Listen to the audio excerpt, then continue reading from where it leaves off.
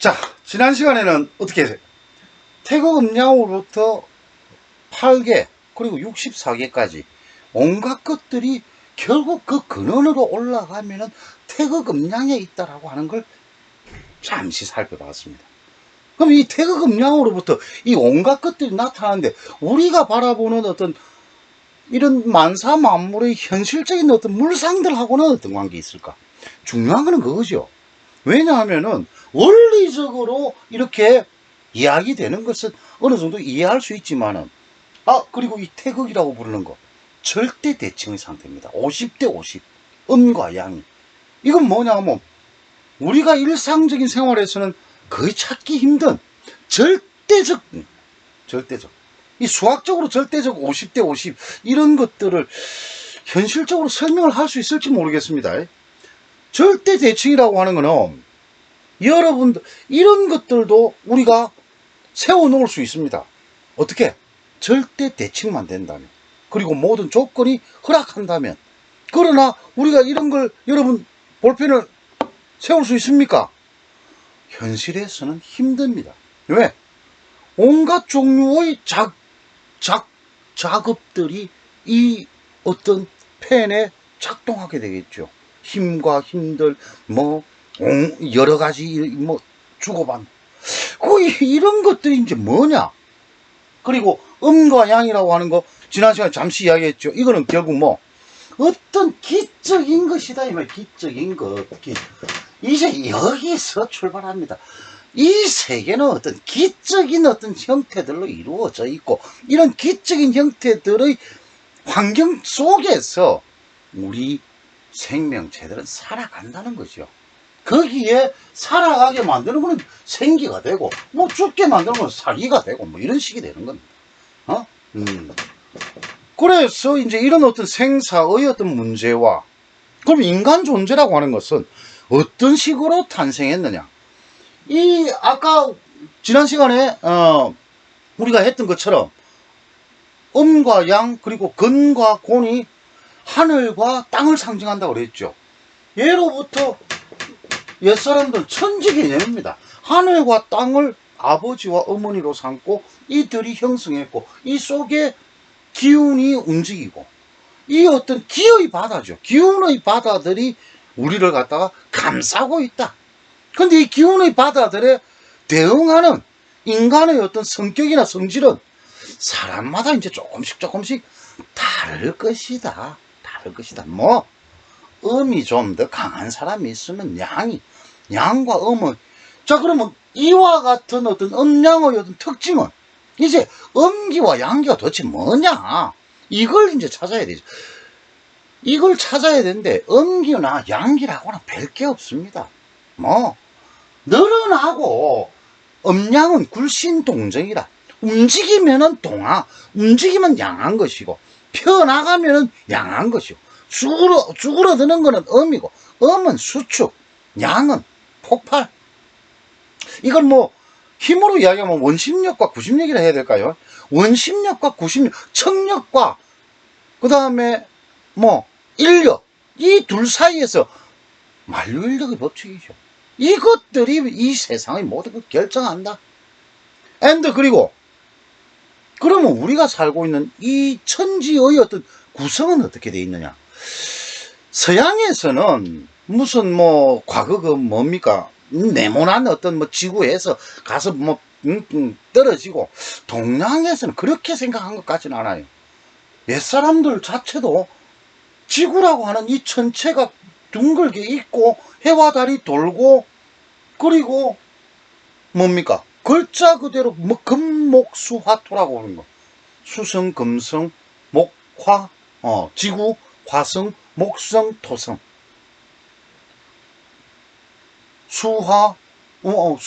수금, 화, 목, 토, 천왕성, 해왕성. 지구 요 안에 있죠. 지구. 근데 토성 바깥에 있는 천왕성, 해왕성은 조금 지구에 미치는 영향력이 작다고 보고, 간단히 이야기를 해서 전체 물리학이고 점성학입니다. 점성학. 별들이 우리 생명체, 우리 인간의 어떤 여러 움직임들을 결정하는 에너지를 투사한다. 그리고 그 에너지 투사의 어떤 과정 속에서 무엇인가가 흥망성쇠하지 않는가. 뭐 지구를 둘러싸고 있는 이 조건이, 여러분들 인간이 살아갈 수 있다는 건 뭐겠습니까? 태양계 안에서, 태양계 제3행성 지구가 이 태양계라고 부르는, 이 태양계는 또 어떻게 은하계 안에서 우리 은하 안에서 또 움직이죠. 우리 은하는 좀 더 넓은 우주단 이 커지게 되면은 우리 우주 전체를 이야기를 해야 돼. 근데 이 우주 전체의 씨앗은 뭐였다? 태극음양이었다. 그 이야기입니다. 태극음양 속에서 수많은 변전과 기운의 어떤 상호작용과, 실제로 그래서 현대물리학자들이 어떻게 해요? 이 지구라고 하는 어떤 생명체 행성이 탄생하기 위해서, 이건 정말 확률로 치면 얼마나 될까요? 이게 기적입니다.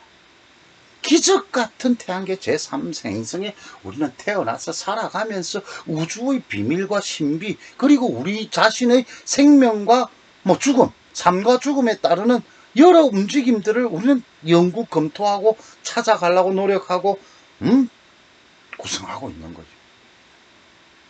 우주 씨앗이라고 하는 이 작은 측면에서는 양자 역학이 작용한다고 합니다. 전체 우주라고 부르는 이 거대한 것에서는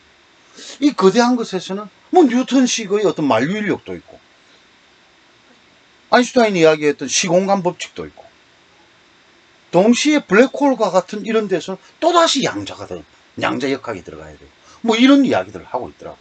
자, 그런데 우리가 살고 있는 이 모든 것들이 기운의 측면을 통해서 이제 이 현상을 갖다가 만들어내는데, 이 현상 만들어진 속에서 인간도 그 영향력 아래에 있다.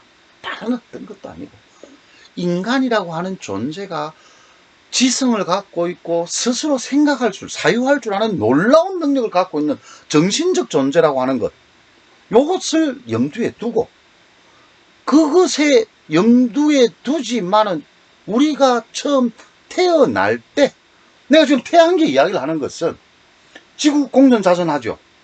지구가 공전자전하는 동안에 일월 태양과 달의 어떤 움직임이 있을 것이고, 그 다음에 그 사이에 끼어있는 오행성, 수성, 금성, 화성, 목성, 토성, 이들이 작용하면서 지구라고 하는 것은 어떻습니까? 이 태양계 안에서 균형을 이루면서 궤도 운동을 하고 여러 작업들을 하면서 1년 365일 순환하면서 진행해 나아가는 시간의 문제들이 이제 나오게 되고, 그리고 공간, 어떤 시점에 다른 이야기로 하면 봄의 시점에 지구가 있는 위치, 여름에, 가을, 겨울에 각각 다르겠죠. 그 다른 어떤 과정에서 이제 이걸 더 벗어나면은 28수라고 부르는, 동양에서 사용했던 주요한 이 태양계에 영향을 끼치는 여러 항성들, 별들의, 이건 태양보다 더 클 수도 있겠죠. 훨씬 더 클 수도 있을 것이고, 그런 것들에 의해서 비록 거리는 멀지만은 그와 같이 강력하게 큰 것들은 똑같이 에너지를 줄 것이고, 그럼 인간이라고 하는 하나의 존재 자체가 이 우주 전체의 에너지 투사의 결과다. 하늘과 땅이. 그러면서 그 각각의 것들을 그럼 어떻게 수량화하고 계량화할 것이냐. 이런 수많은 고민들 가운데 지금 오늘 현대물리학은 어떻습니까? 이 모든 것들을 수학으로 분석해 들어갑니다. 이제 수리화하는 거죠. 수치를 통해서 하고, 허수, 무리수, 복소수, 온갖 수와 기하학이 또 들어오죠. 기하학이. 그런 식으로 설명을 하는데, 이 동양에서는 숫자는 별로, 수가 중요하기는 중요합니다. 중요한데, 숫자 대신에 뭘 쓰느냐? 오행이라고 하는 것을 쓰게 되는 겁니다. 오행. 다섯 가지 요소가 움직여서 행해서 뭔가 세계를 천지를 구성한다. 이런 개념입니다. 다섯 가지 요소가. 그게 뭐냐? 지금까지 계속 이야기했던 것처럼 태양계 속에 속하는 목화토금수의 다섯 가지 기운입니다. 달리 이야기하면은 이런 다섯 가지 기운은 어디서부터 나오느냐? 아까 양과 음 이야기했죠. 양은 상승하고 음은 하강합니다. 음은 하강.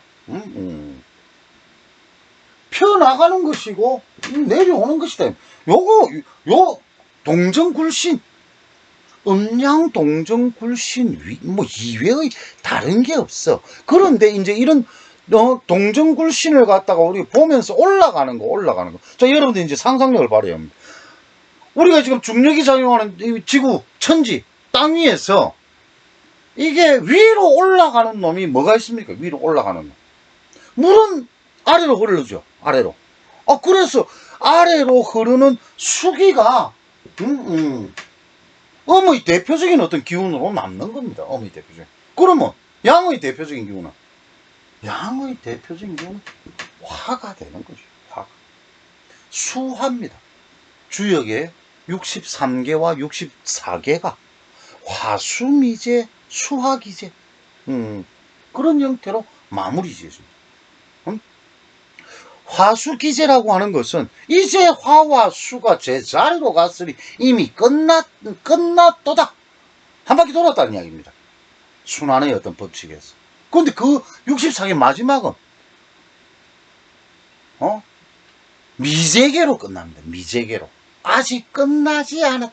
그러나 아직 끝나지 않았다. 수화기제, 화수미제로. 그러면서 이것을 하는데, 자, 그래서 이 양자를, 수화를 이야기를 하고 나면은, 이제 그 다음에는 또 어떤 것이 있을까요? 올라가기는 올라가는데, 위로. 좀, 불하고는 좀 달라, 좀 천천히, 좀 약하게 오르는 기운입니다. 지금, 목화토금수는 이야기를 하는데, 이 목화토금수 글자 그대로, 어떤, 우리가 만나는 물상으로만 생각할 게 아니고, 요것이 수기라고 하는 것은 세차게 흘러내린다, 이런 뜻이고, 화기 중에서도 올라가는 거, 뭐가 있을까요? 나무입니다, 나무. 그걸 여기에다, 이제, 배치를. 그럼 이제 내려가는 기운인데, 내려가는 기운이면서 내려간다는 것보다도 이제 서늘한 한난 조섭에서 좀 서늘한 느낌이 드는 금을 서방에다가 배치를 하는 겁니다. 금을 서방에 이렇게 배치를 하면은 여러분 이거 이 동서남북이죠. 동서남북 이 사방이 되고 그럼 이제 나머지 이놈은 실제로 예로부터 이 사상을 가지고만 설명을 해야 된다는 학파들도 있었습니다. 우리 부도지 같은 경우에는 한국에서 나온 책인데요. 이 중국에서 이 오행의 토기를 쓴 거 이거 의미 없다.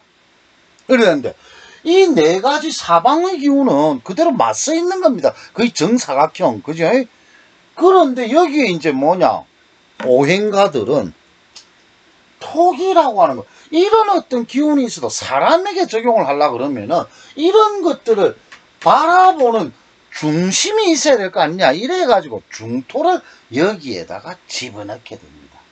중토를 집어넣어서 이런 목화토금수를 설명을 하게 되는 거죠. 우리가 바라보는 사방 공간과 그리고 봄, 여름, 가을, 겨울의 어떤 시간대에 있어서 이런 것들이 있어야 한다. 근데 이제 공간의 영역으로만 치면은 실제로 이제 이것들도 우리가 동서남북이라 그러지만은 우주의 어떤 뭐 세계 속에 들어가서는 동서남북의 개념이 의미가 없다 그러지요. 모든 것은 등방성이고, 우리는 지금 은하계 뭐 어떤 주변에 중심으로부터 뭐 27,000년 3만 년 정도 광년, 광년으로 뭐 3만 광년쯤 떨어져 있는 변방에 우리 태양계가 있다, 뭐 이런 식으로 이제 지구과학에서는 설명을 하기도 하는데, 그런데 막상 우주론자들이 우리 우주의 성격을 이야기를 할 때는, 이 우주는 우리가 있는 이곳으로부터 모든 것이 동일한 거리에 있다. 동일한 거리. 모든 것이라 하는 건 이때, 그럼 다른 동네에서는, 안드로메다에서는 거기서도 똑같다. 거기서도 상대적인 우리 뭐 거리만 있을 뿐, 어떤 우주에서 어떤 중심을 말한다는 건 의미가 없다는 이야기입니다. 모든 것은 그런 의미에서 본다면 나 자신을 중심으로 생각하는 어떤 인간의 어떤 특성상 우리 중심을 있어야 되는 이런 토기의 문제. 요거는 이제 뭐 실제로 선생이 개인적으로 어떤 철학적 내용들을 좀 설명을 해봐야 될 문제인데, 뭐 여러분들하고 직접 이런 거 이야기하고 있기는 좀 그렇습니다. 이제 이와 같은 오행의 기운을 가지고, 아까 금은 서늘하다는 차가운 느낌에서 금을 불렀습니다. 근데 요것은, 그래서 이것은 아까 그냥 상승하고 하강하는 거하고는 조금 성격이 달라지죠. 성격이 다른 만큼의 또 특징을 금기는 가지게 됩니다. 그래서 이런 어떤 금기를 가지는 어떤 여러 과정 가운데, 자, 여러분들 어떻습니까? 이렇게 오행을 내놓고 나니까 이 오행의 각각을 따라서 여러 만사 만물들이 여기에 이 기운에 배당을 시키는 거다. 배당을. 에? 기운에 배당을 시킨다는 것은 뭐? 목기는 동방에 속하고 시간적으로는 봄에, 이거는 화는 시간적으로는 여름이면서 남방에, 시간적으로 가을 서방에, 북방에, 시간적으로는 겨울이 되겠죠. 그럼 토기는,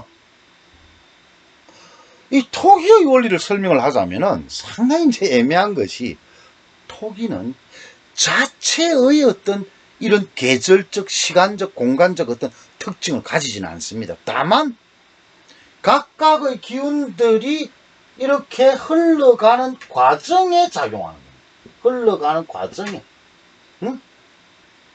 여러분, 우리가 이제 1년을 뭐라 합니다. 사시사철 또는 사계절이라고 그러죠. 사계절. 봄에서 여름으로 넘어가는데 봄의 기운을 목기가 담당합니다. 목기가. 봄의 기운을 목기가 담당하는데, 화기로 넘어가는 여름의 기운, 완전히 넘어가기 전에 이 사이에 봄과 여름, 여름과 가을, 가을과 겨울, 겨울과 봄 사이에 각각 이 토기는 작동하면서 이걸 계락을 하는 게.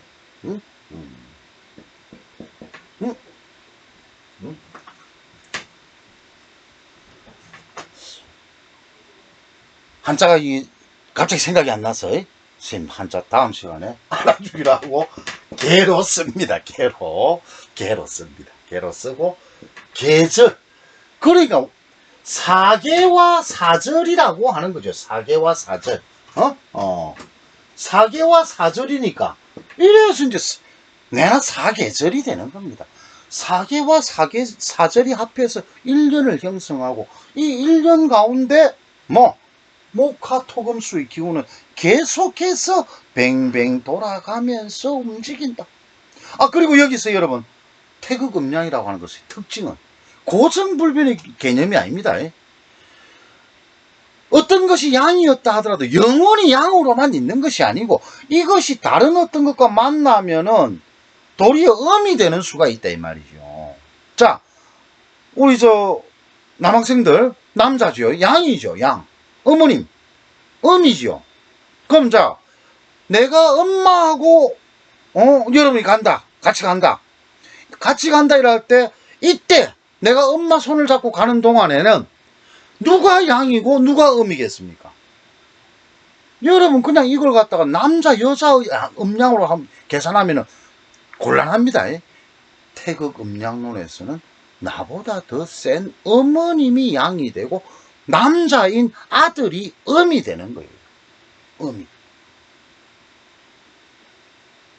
그래서 이런 것들이 어떤 상황마다 다 바뀌게 되고 변화하게 되고, 이런 변화를 통해서 이 세상의 수많은 천변만화가 태극 음양 속에서 일어나게 됩니다. 다른 날 다시 하겠습니다만은, 태극 음양은 고정불변의 원리는 아니다. 어디에서 현상에 나타나서 이것이 작용하는 동안에는, 시간이 얼마 없지만은 하나 더 이야기하면은, 이와 같은 오행의 기운들이 이제 자리를 잡고 나면 이 오행의 기운들은 각각이 서로 간에 상생상극하는 어떤 관계를 형성한다 그럽니다. 다른 날 다시 한 번 더 설명해 드리겠습니다만은, 상생상극, 수는, 물은 나무를 생하고, 나무는 불때기 좋죠. 화를 생하고, 불이 꺼지고 나면 재가 나무니까 재가 되어서 화생토, 토기를 생하고, 토는 흙 속에는 미네랄, 금속이 들어있죠. 금기가 서늘하다 그랬죠. 금기는 수를 생하는. 지금 선생님 방금 썼던 이 파란색으로 된 이 라인이 상생도라 그럽니다. 상생도. 오행 상생도. 오행은 서로 상생한다. 응? 그 다음에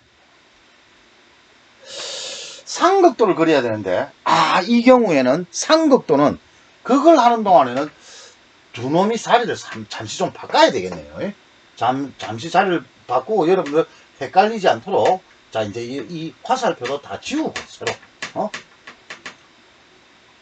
수, 토, 목은 그대로 있으면서 화가 이쪽으로 옵니다. 화가 이쪽으로 오고, 금.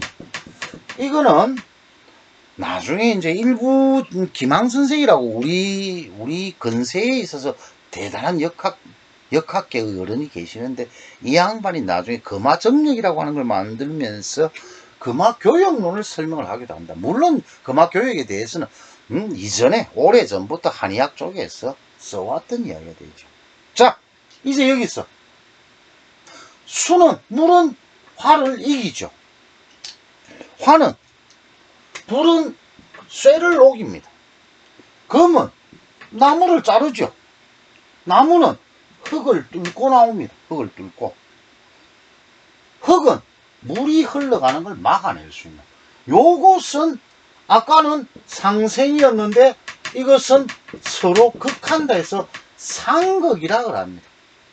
바로 이런 상생과 상극의 운동으로서 이 삼라만상은 흘러간다.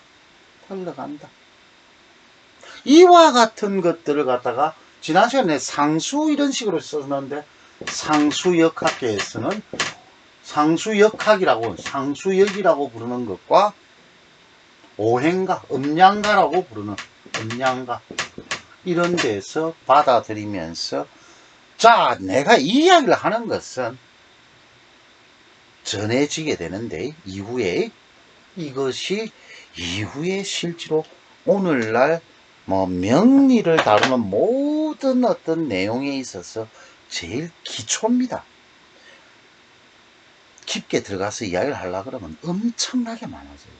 다만 지금은 그렇게 깊게 들어갈 좀 여유가 없기 때문에 여러분들 오늘 이와 같이 상생상극이 오행 중에 일어난다. 그리고 이 오행들은 결국은 주역에서 출발한 태극, 음양, 양이 사상 8개 그리고 64개의 이걸 갖다가 서로 결합하는 또 원리가 하나 있습니다. 이거는 납갑이라든지 나범의 법칙이라고 하는데, 그거까지는 지금 여러분들하고 일일이 지금 이야기하기는 굉장히 이거는 이야기가 길어집니다. 바로 낙각과 나범의 상호 법칙에 의해서 여기에는 또 소리 문제가 들어오거든요. 상과 수와 음의 문제가 들어옵니다. 이런 것들이 결합하면서 진행하게 됩니다. 요것은 지난 시간 거하고 이번 이거하고는 여러분들이 이 모든 동양 영리에서 내 운명을 결정하는 제일 베이스 되는 이치라고 하는 걸 이해를 하고 여러분이 잘 습득해 주기를 바랍니다. 그러면 오늘은 이만큼 여기서 마치도록 하겠습니다. 고맙습니다.